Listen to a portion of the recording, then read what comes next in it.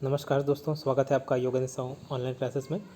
इस video series के माध्यम से हम हरिराम पटेल का छत्तीसगढ़ सामान्य अध्ययन कवर कर रहे हैं और आज के इस टॉपिक में हम पढ़ने वाले हैं। आज के इस वीडियो में छत्तीसगढ़ का भूगर्भिक संरचना।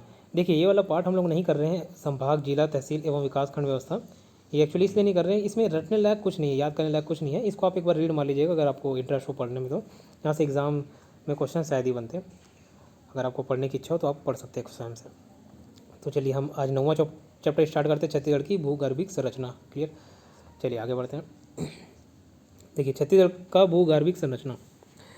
किसी क्षेत्र में भूमि के गर्भ में स्थित विशिष्ट संरचना को भूगर्भिक संरचना कहा जाता है, जिसके निर्माण में विभिन्न शैल समूहों का योगदान होता है तथा इन्हीं शैल समूहों के आधार पर सतही विविधता जैसे सतही मिट्टी, खनिज तेल की उपलब्धता, वनों की विविधता एवं कृषि योग्य भूमि का निर्धारण होता है। छत्तीसगढ़ की भूगर्भिक संरचना में आर्कियन, धारवाड़, कडप्पा, गोंडवाना, दक्कन ट्रैप आदि शैल समूहों का विस्तार है, जिसका विवरण इस प्रकार है। अब अपन लाइन से सारे शैल समूहों के बारे में विस्तृत अध्ययन करेंगे।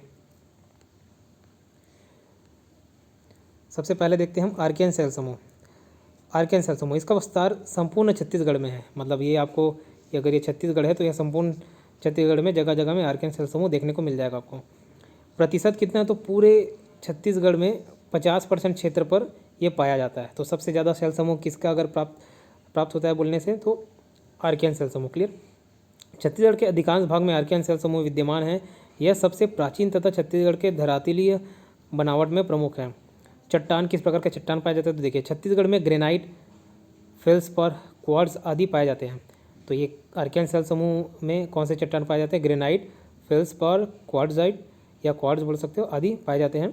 विशेष क्या है तो यह जीवाश्म रहित शैल समूह है। तो इंपॉर्टेंट पॉइंट है ये, जीवाश्म रहित शैल समूह कौन सा है तो आर्कियन शैल समूह को बोला जाता है, जीवाश्म रहित शैल समूह। चलिए आगे देखते हैं। धारवाड़ शैल समूह, तो इसका निर्माण आर्कियल चट्टानों के जलीय अपरदन से, मतलब अवसादी प्रकार से होता है। धारवाड़ शैल समूह का तो आर्कियन चट्टानों के जलीय अपरदन से इसका निर्माण होता है। इसका विस्तार कहाँ कहाँ है तो छत्तीसगढ़ में इन शैलक्रमों के विस्तार की 3 सीरीज़ है। पहला, दुर्ग संभाग में चिल्फी घाटी सीरीज़, ठीक है, दुर्ग संभाग में चिल्फी घाटी सीरीज़, रायपुर संभाग में सोनाकांत सीरीज़ और तीसरा बस्तर क्षेत्र में लौह अयस्क सीरीज़। ठीक है, तो ये 3 जगह पाए जाते हैं। इसका वितरण देखते हैं। इस शैल समूह का वितरण निम्नानुसार है। तो पूर्वी बघेलखंड में ये बलरामपुर जिले के रामानुजगंज और वाड्रफ नगर में पाए जाते हैं। पूर्वी बघेलखंड, तो पूर्वी बघेलखंड का क्षेत्र कौन सा है देखते हैं हम।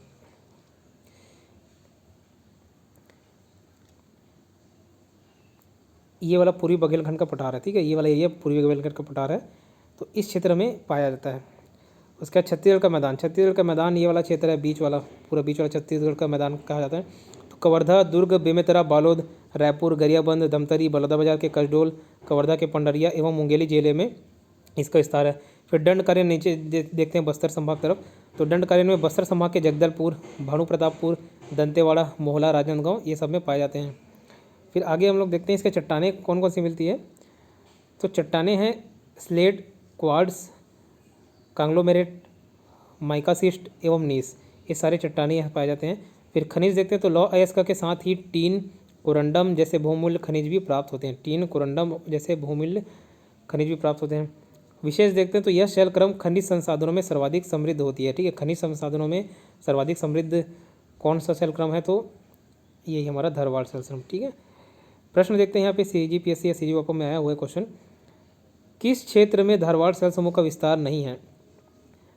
तो यहाँ पे 5 ऑप्शन दिया गया है, भानु प्रतापपुर, दंतेवाड़ा, कवर्धा, कोरिया, बलरामपुर। तो देखिए, छत्तीसगढ़ के मैदान में हम लोग देखे थे, अगर ये पूरा छत्तीसगढ़ है तो छत्तीसगढ़ के मैदान तरफ पाया जाता है, बस्तर संभाग तरफ पाया जाता है और पूर्वी बघेलखंड का पठार में पाया जाता है। तो यहाँ पे देखिए, कोरिया में नहीं पाया जाता, बलरामपुर में पाया जाता है, कवर्धा में पाया जाता है, भानु प्रतापपुर में पाया जाता है और दंतेवाड़ा में पाया जाता है ना। हम लोगों ने यहाँ विस्तार पूर्वक देख लिए थे कि इसका वितरण कहाँ कहाँ फैला हुआ है। तो जो पूर्वी बघेलखंड का पठार में केवल बलरामपुर जिले में पाया जाता है, ठीक है, रामानुजगंज और वाड्रफ नगर में,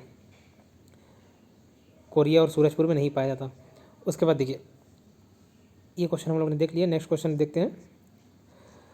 अच्छा, ये मैप है, इस मैप को एक बार देख लीजिएगा। ये कडप्पा क्रम है और ये ऊपरी गोंडवाना, ये निचली गोंडवाना, कडप्पा क्रम। उसके बाद और नीचे जाओगे तो ये आर्कियन शैल समूह। ये मैप के माध्यम से आप देख सकते हैं कि कहाँ कहाँ पे कौन सा शैल समूह विद्यमान है। ये आर्कियन सेल समूह का है, कडप्पा सेल समूह, धारवाड़ सेल समूह, निचली गोंडवाना, ऊपरी गोंडवाना और दक्कन ट्रैप सेल समूह। तो मैप के माध्यम से आप देख लीजिएगा। इसके नेक्स्ट आगे बढ़ते हैं, कडप्पा सेल समूह के बारे में पढ़ते हैं। तो कडप्पा सेल समूह निर्माण ग्रेनाइट चट्टानों के अपरदन से कडप्पा सेल समूह का निर्माण हुआ है। ठीक है, ग्रेनाइट चट्टानों के अपरदन से कडप्पा सेल समूह का निर्माण हुआ है। इसकी प्रकृति कैसी है? तो अवसादी क्रम का है, ये अवसादी क्रम का है। विस्तार देखते हैं तो छत्तीसगढ़ के मैदानी भागों में जैसे महानदी बेसिन, छत्तीसगढ़ बेसिन, ये सारी जगहों में कडप्पा सेल समूह पाया जाता है। तो ये मैंने बताया था छत्तीसगढ़ का मैदान क्या है, खास करके दुर्ग संभाग और रायपुर संभाग, ये वाला एरिया पूरे छत्तीसगढ़ का मैदान कहलाता है। फिर प्रतिशत तो 25 से 30% है। हम आर्कियन सेल समूह का परसेंट कितना देखे थे? 50% देखे थे लगभग। फिर कडप्पा का 25 से 30% है। दूसरा सर्वाधिक विस्तृत सेल समूह है ना, पहला 50% के साथ फर्स्ट रैंक पे कौन है? तो आर्कियन है, और दूसरा कडप्पा सेल समूह है, 25 से 30% पाया जाता है। खनिज कौन सा? तो चूना पत्थर, डोलोमाइट, क्वार्ट्ज आदि ये सारी चीज़ें पाया जाता है। देखिए कौन से खनिज कौन से सेल समूह से संबंधित हैं, ये हम खनिज वाला जब चैप्टर पढ़ेंगे तो अच्छे से ट्रिक के माध्यम से उसको मैं याद करा दूंगा आपको। फिलहाल के लिए देख लीजिए, जैसे कडप्पा और इसके खनिज है चूना पत्थर, डोलोमाइट, क्वार्ट्ज। अब देखिए कडप्पा से आपको कौन सा नाम याद आता है? कटप्पा याद आता है। कटप्पा बहुत फेमस था, बाहुबली कटप्पा। तो उसने बाहुबली को धोखे से मार दिया, उसके पीठ में तलवार घोंप दिया, तो उसने बाहुबली को चूना लगा दिया, जो इतना विश्वास करता था उस पर। तो कटप्पा से याद रखिएगा कडप्पा, ठीक है। और बाहुबली को चूना लगा दिया मतलब कडप्पा सेल समूह में चूना पत्थर पाया जाता है, खनिज।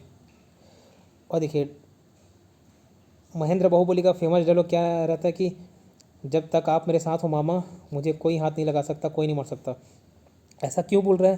क्योंकि जो कटप्पा था उसका बहुत अच्छा बॉडी था, वो बहुत बढ़िया फाइटर था, फाइटिंग स्किल्स उसको आते थे, उसके डोले शोले थे, ठीक है, अच्छे बाइसेप्स बनाया था तो उसके डोले शोले थे। तो कटप्पा से याद रखना, कडप्पा समूह में कटप्पा का डोला शोला था, तो डोलो से डोलोमाइट, ठीक है। तो आपको चूना पत्थर और डोलोमाइट याद रहेगा, कडप्पा से कटप्पा, ठीक है। फिर आगे देखते हैं, जब हम खनिज चैप्टर पढ़ेंगे तो इसको विस्तारपूर्वक देख लेंगे। फिर विशेष क्या है? तो विशेष इस पुराना संघ के नाम से भी जाना जाता है, इसे पुराना संघ के नाम से भी जाना जाता है। फिर आगे देखते हैं गोंडवाना सेल समूह। इसका निर्माण नदियों के अवसादों के रूप में युगों से जमे वनस्पतियों एवं जीवों के अवशेष से हुआ है। विस्तार तो कहाँ? सरगुजा बेसिन और बघेलखंड का पठार में इसका विस्तार है, सरगुजा बेसिन और बघेलखंड का पठार। फिर वितरण छत्तीसगढ़ में इसके 3 क्रम हैं। ऊपरी गोंडवाना, जिसको अपर गोंडवाना भी बोलते हैं, ठीक है, ऊपरी गोंडवाना शैल क्रम, मध्य गोंडवाना शैल क्रम, फिर तीसरा निचला गोंडवाना शैल क्रम, लोअर गोंडवाना बोलते हैं। तो ये पर्टिकुलर जगह देख लीजिए कहाँ कहाँ ये मिलते हैं, पाए जाते हैं।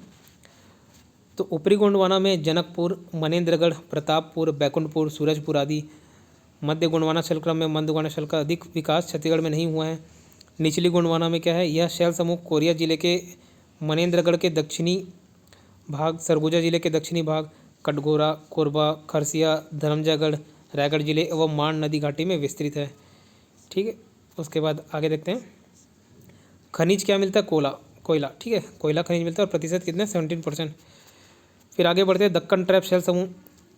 इसका निर्माण दरारी ज्वालामुखी से निकले बेसाल्ट युक्त लावा से होती है, दक्कन ट्रैप सेल समूह का।